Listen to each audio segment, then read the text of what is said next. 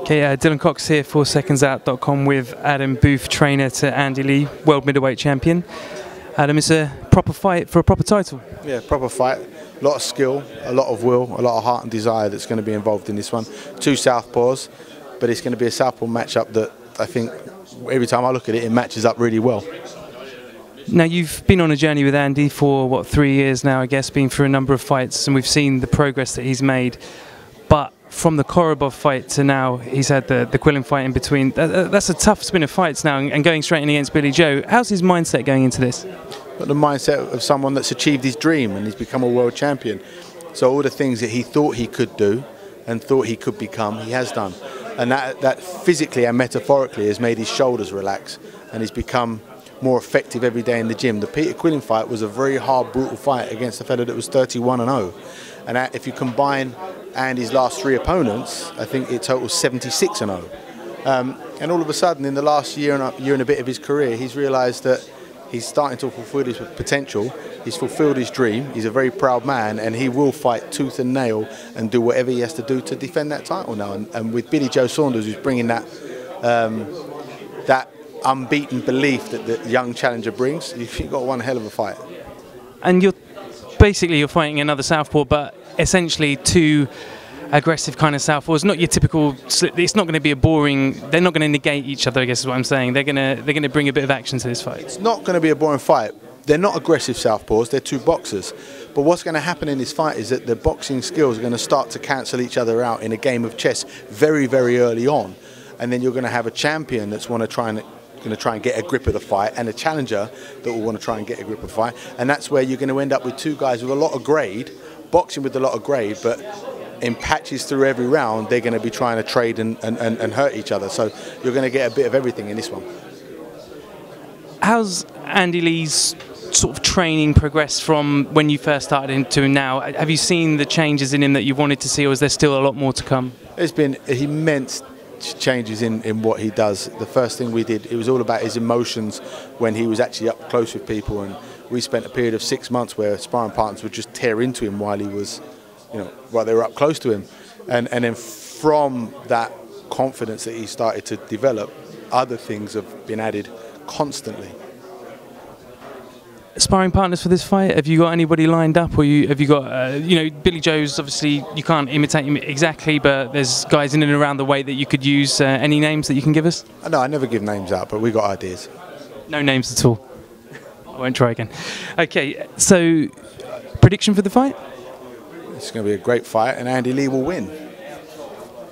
And for Adam Booth, in this fight, if I've got it right, you're the manager, the trainer and the promoter, all 3 in one. I know some people don't like that, but for you, how do you make sure you're dedicating enough time to the main task, which is training, and not getting too involved in the promotional side? It's not the first time I've done this. I've done this with the World Heavyweight Championship as well.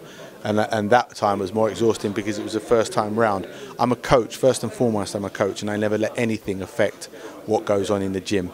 The management and the promotional side of things now, I've got a fantastic team around me with John Hill and Almina Clark, who have worked with me for years. Everybody knows what they're doing, and that just means that when I wake up in the morning, I don't have to be worrying about seating plans and press conference and stuff like that because they deal with it for me. I can just start thinking about how to deal with Billy Joe. Do you think it's a fair comment to say that Adam Booth produces a certain style of fighter? If we look at Hay and we look at the way Groves fought under you, and now we look at the way Andy Lee's fighting under you, is there an Adam Booth style, would you say? No, I wouldn't say that. I got my own philosophies. Every coach has their own ideas about how boxing should be and how you should train, but no, I wouldn't say that. Andy Lee's a southpaw, and the other 2 names you mentioned were orthodox. No, I don't think so. So you could train any different kind of style of fighter? I don't know. I don't think that any trainer can train any fighter. Definitely not.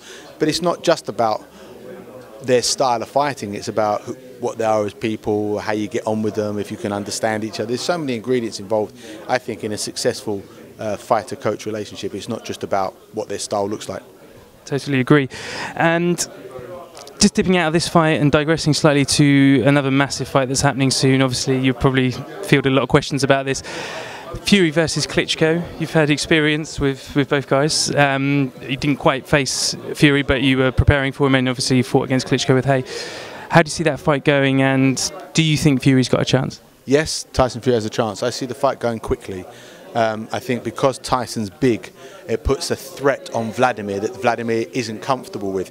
Vladimir doesn't like boxing on the back foot, and when he has somebody that's a big guy with a long reach in front of him, where he can't just coast his lead hand out to maintain distance, Vladimir becomes more aggressive, and he showed that recently against Pulev.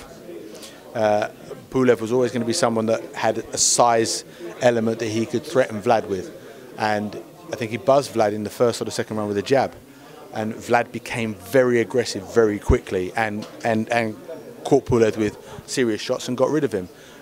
He didn't look that good last time out against Bryant Jennings. Bryant Jennings again didn't pose that size threat on him, so Vlad was able to have it how he wanted it to be. Tyson can reach Vlad without too much effort because he's got the size and the reach advantage. That will make Vladimir be more aggressive, and being more aggressive will mean that he's also there to be hit, and then you've got a punch out. And I think it's going to be a really exciting fight that could go within any moment. Adam Booth, that's fascinating insight. Thanks very much, and best luck with the promotion. Thanks a lot, Jay.